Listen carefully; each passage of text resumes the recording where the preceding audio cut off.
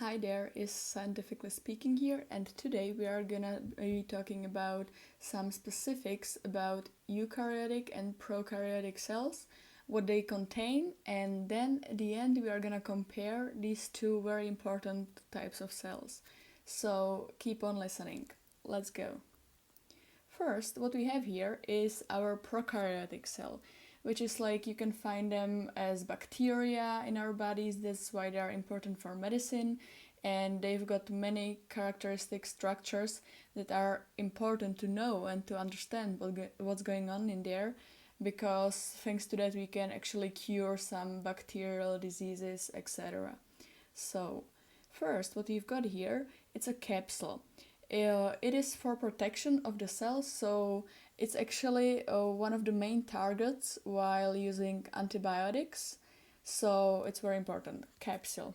We also have like two types of bacteria. It's gram positive and gram negative, and different kinds of antibiotics are gonna be working on the gram negatives one, and different kinds are gonna be working against the gram positive ones. So that's why it's important. Next, what we have here is the cytoplasm.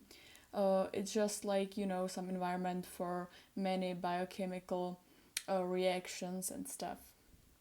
Next is the ribosome, which is a structure that we have or the cells have for protein synthesis. Also a very important one, because if you think about it, like pretty much everything is protein, like enzymes, and also it's like the building material for the cell.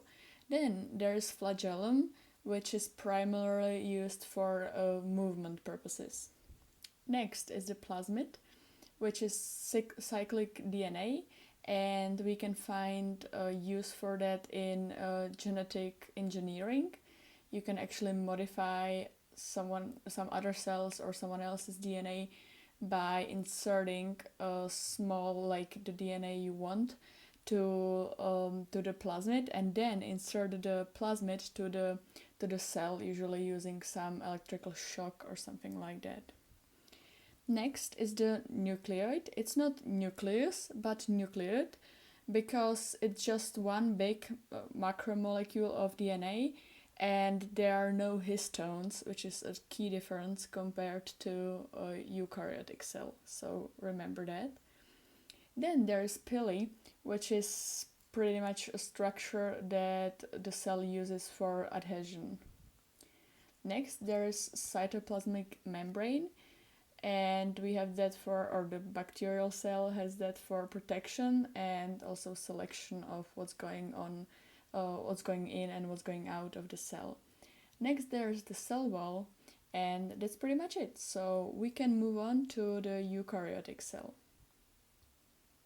Right, so this is our eukaryotic cell, and let's take a look on what we have here. First, there's again the cell membrane. That's semi-permeable, so it just lets some kind of chemical structures in, and to some of them you need specific transporters, which is usually a protein that is kind of like inserted in the membrane. Next, there's cytoplasm again. Also, we've got some cytoskeleton here, which are some structures such as microtubules, microfilaments, and stuff. And what the cell uses this for is for movement and also for intracellular transport of different molecules and even organelles. Next, very interesting structure, which is called endoplasmic reticulum. We've got two types. We've got smooth endoplasmic reticulum and rough endoplasmic reticulum. The smooth one is used for detoxification, synthesis of membranes, steroids, and glycogen, and the rough one is used for synthesis of protein and for transport. It can be used for synthesis of proteins because we can find ribosomes attached to the rough endoplasmic reticulum. That's why.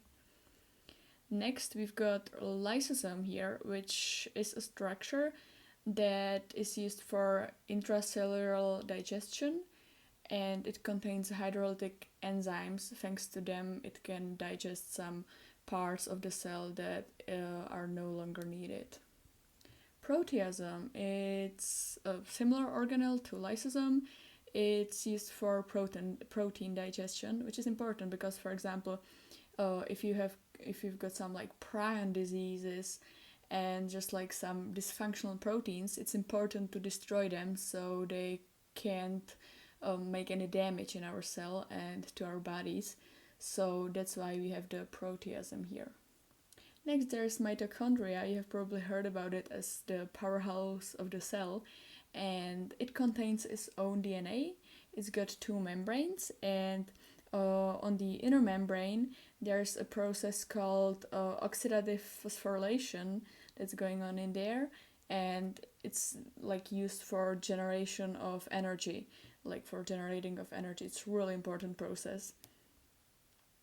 Next, there is centrosome, and it's used for organization of microtubules during the cell division. So it pretty much makes sure that the cell is gonna be divided correctly, and there's not gonna be like some additional chromosome in one cell, and in the other cell that's dividing into, there's not gonna be like a missing chromosome. So it's very important structure again. Then there's nucleus, and RNA synthesis is going on in there. Next, we've got nucleus. It's like genetic information is stored in there, which is like literal chromosomes in the eukaryotic cell.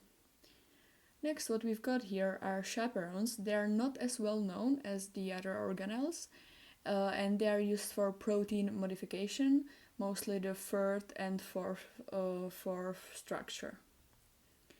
Then there are some cell inclusion that can be a glycogen or something else. It can be many things, really. Next, we've got the ribosome here. We've already talked about these at the prokaryotic cell. These are a little bit different, but it's still the same organelle, so they're used for protein synthesis. And the last one is Golgi apparatus, which is used for modification of proteins, their selection, and their export as well. Now let's take a look at the key differences between these two types of cells. As I have mentioned before, it's really important because, for example, if you are trying to destroy some prokaryotic cell, such as bacteria in our body, while trying to, not to damage the eukaryotic cell, which is like what our bodies consist of, you need to like target the prokaryotic cell, and you can do it by in many different ways, but the knowledge of the structures and the key differences is important for that. So the size, that's the first difference. Eukaryotic cell is like 10 times bigger than the prokaryotic one. Nucleus, eukaryotic cell has like the real, in quotes, nucleus, and prokaryotic has just the nucleoid. Here are some more differences related to nucleus, and that is like nucleolus, which is like the small nucleus, let's just say it like that, where there's like RNA synthesis going on. Eukaryotic cell has that, prokaryotic cell doesn't.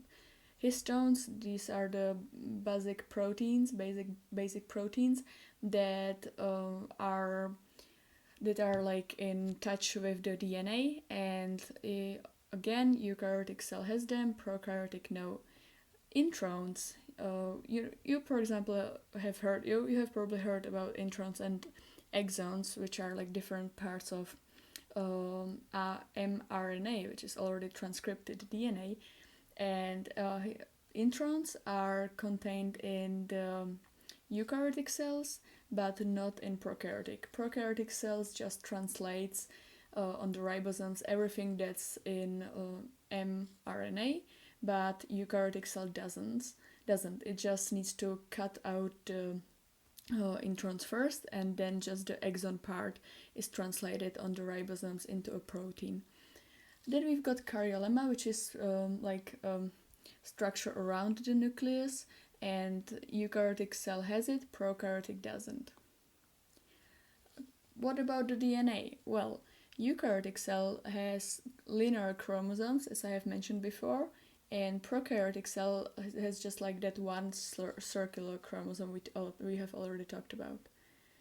About the cell wall, eukaryotic cell, well, it really depends what kind of cell exactly is that, because like our cells, for example, like the animal and just like human cells, they don't have the cell wall. Plants have cellulose, and fungal cells have this kind of chemical structure that I cannot, or chemical thing that I cannot really pronounce, but I believe it's something like chitin, whatever. Next, the prokaryotic cell has a murine in its cell wall, but the exception is archaea, which has pseudomurine, so it's a little different. Next, ribosome. Eukaryotic cell has ribosomes that have 80 Swedberg. What is Swedberg? Well, Swedberg is really a unit that tells us the rate of sedimentation. So it's not about size, but rather the rate of sedimentation. So people usually, or like often, they just misunderstand it and they get it confused with different things. So just remember that. While prokaryotic cells has just 70 Swedbergs. Membrane organelles. Eukaryotic cell has them, prokaryotic no. Plasmid, that's the structure used for the genetic engineering. Eukaryotic cell has them, prokaryotic, oh, sorry, it was the other way around. Eukaryotic cell doesn't have them and prokaryotic has them. Flagellum, well, they all can have them. Actually, eukaryotic cell that has flagellum is pretty much just sperm, but their flagellum consists of microtubules, and it's in arrangement 9 pairs plus 2 in the middle. And prokaryotic has the flagellum made of the protein named flagellin. Enzymes of OF. It's not OnlyFans, it's oxidative phosphorylation. Actually, it should have been P, but in my language it's OF, so never mind. But it's like the oxidative phosphorylation anyways. And eukaryotic cell has these enzymes in mitochondria, in their inner membrane, and prokaryotic cell has them in cytoplasmic membrane. So it's the difference. Then, how do we do cell division in these different kinds of cell? Well, in eukaryotic cell, there is mitosis or meiosis going on, while in the prokaryotic cells, we use a division called binary fission. That's it for today's video. I hope you liked it. I hope you learned something new. Please support me via subscribe, like, notification, whatever. I will be very grateful for it, and I will be looking forward in the next video. Bye bye.